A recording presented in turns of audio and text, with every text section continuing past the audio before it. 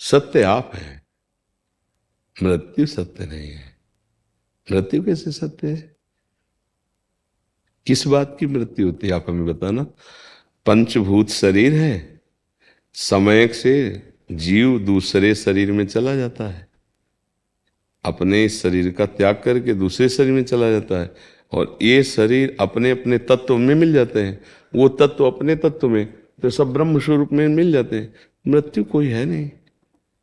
एक स्वप्नांतर है, एक स्वप्न से दूसरे स्वप्न में जाना।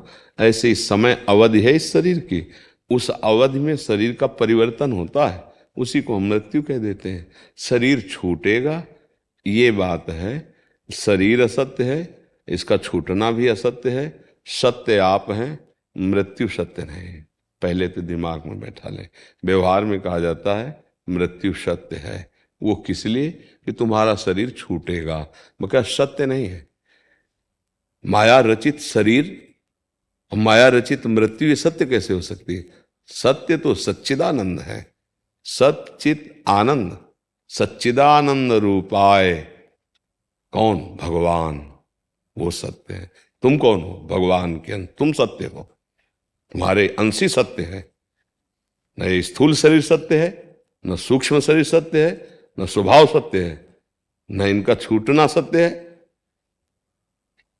इनका छूटना भी सत्य नहीं, ये छूटे हुए ही है। जड़ चेतने ग्रंथि पड़ गई, यद्यपि मृषा, मृषा माने झूठी, ये कभी आप हो ही नहीं सकते। शरीर आप कभी हो ही नहीं सकते, शरीर से आप कभी बंधे ही नहीं।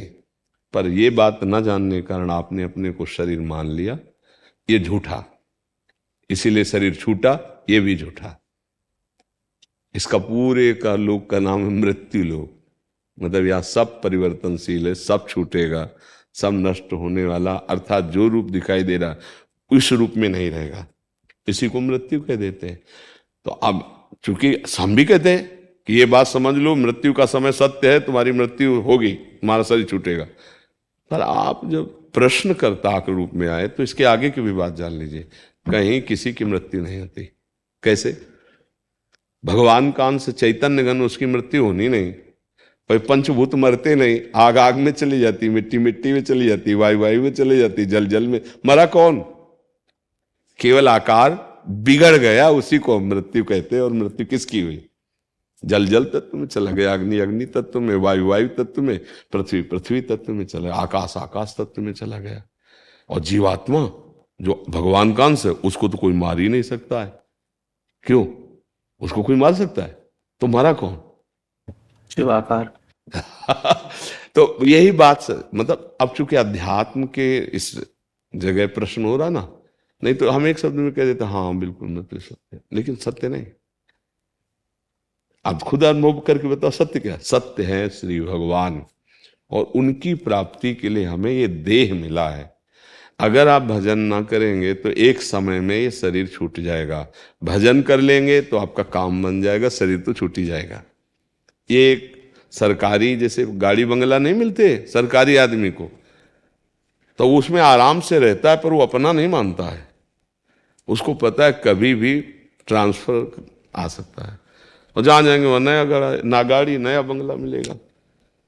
ऐसे ये जहाँ शरीर कर्मानुसार जाएगा, फिर पुनरपि जननम पुनरपि मरणम पुनरपि जननी जठरे शयनम।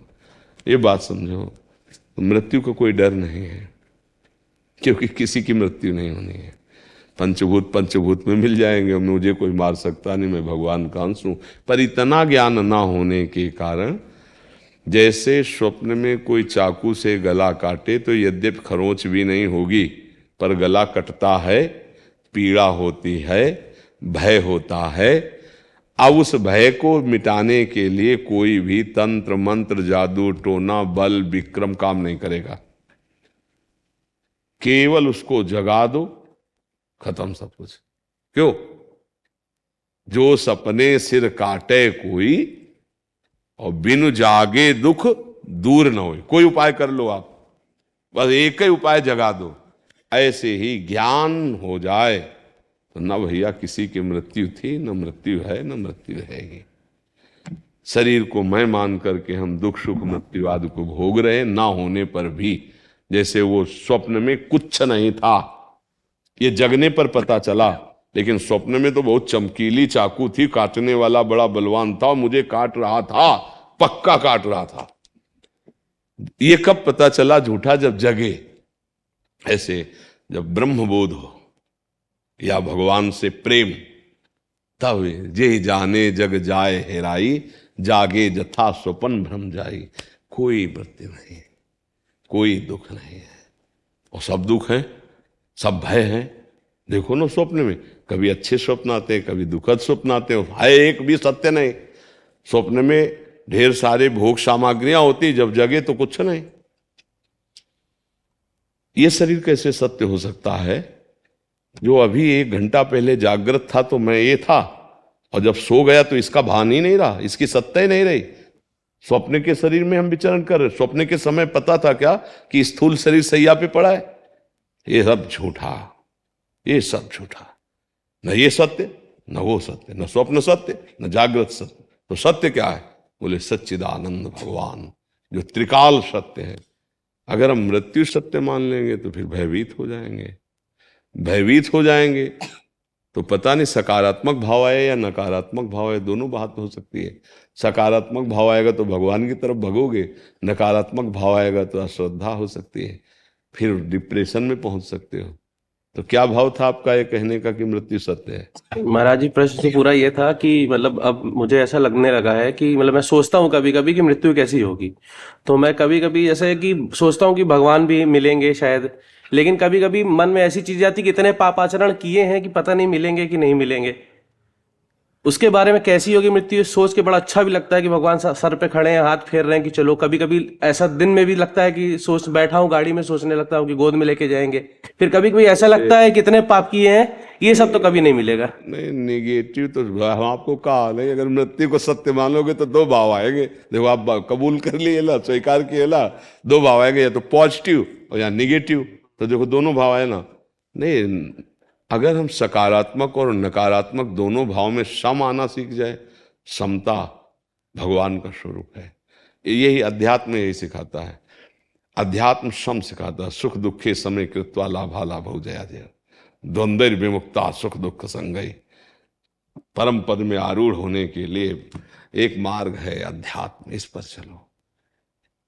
भगवान आए ना आए, हम उनकी स्मृति को नहीं छोड़ने वाले। पाप हो गए तो क्या हम पापी हो गए? क्या हमारा कपड़ा गंदा हो गया तो क्या हम गंदे हो गए? क्या? बहुत ध्यान रख। आप जीवन भर शराब पीते रहे और आज से आप शराब छोड़ देते हैं तो आपको कोई शराबी नहीं कहेगा, और आज से आप पवित्र हो जाएंगे। जीवन भर गंदा कपड़ा हुआ, एक बार अच्छा से डाल करके सर्फ और धो के फैला दिया, साफ हो गया। हम गंदगी को क्यों चिंतन करें कि हमने बहुत पाप किए? हो गया गलती, और उसको साफ करो ना। इतने बढ़िया बढ़िया डिटर्जेंट है कि सब साफ हो जाए। है भगवान का नाम संकीर्तनम यस्य सर्व पाप प्रणाशनम। कितना बढ़िया साबुन है। राधा राधा राधा राधा राधा राधा राधा राधा राधा राधा। कीर्तन कर रहे हैं, नाम कीर्तन कर रहे हैं भगवान। हम इधर का एक सोचे कूड़ा कर कर, एक भी पाप नहीं रह जाएगा। कितने अमोहितों का कितने डिटर्जेंट साफ करने। भगवान कहते सर्वधर्मान परित्यज्य मामेकम शरणम ब्रज अहम त्वाम सर्व पापेभ्यो मोक्षिष्यामि मा शुचः। मैं तुम्हें पवित्र करूंगा, मैं मोक्ष दिलाऊंगा, मैं पाप नष्ट। क्या यार परेशान हूं जी, हम फिर बार बार गंदा करते रहते हैं, बार बार कपड़े को गंदा करते। जब नाम चलेगा तो बार बार गंदा होने की प्रवृत्ति का नाश हो जाएगा। आज के सत्संग में था कि पाप नष्ट करने के तो बहुत से प्रायश्चित हैं, लेकिन वो पाप की जड़, पाप की प्रवृत्ति को नष्ट नहीं कर पाते। और भगवान का भजन पाप ही नहीं, पाप की प्रवृत्ति को नष्ट कर देगा। अगर हम नाम जप करते रहे तो बार बार जो हमारे अंदर पाप की स्फुरना जहां से होती, जड़ से, जैसे बांस ऊपर से काट दो तो कई किनगा जड़ में आ गए, और अगर जड़े उखाड़ के उल्टा करके रख दो, अब फिर क्या होने वाला है? तो जड़े उखड़ जाए पाप की, वो नाम से होगा। नाम जब भगवान का नाम, ये खूब अनुभूत बात कह रहे, सिद्ध बात कह रहे। भगवान नाम जप करो, अच्छे आचरण करो, धीरे धीरे खुद अनुभव करने लगोगे आप कि मृत्यु की मृत्यु हो गई, मरने से सब जग डरा, मेरो मन आनंद, कब मरी हो कब भेटी हो, पूरन परमानंद। सब जग मरने से खाए, कब शरीर छूटे मैं अपने प्रभु के धाम जाऊं। वो ललचा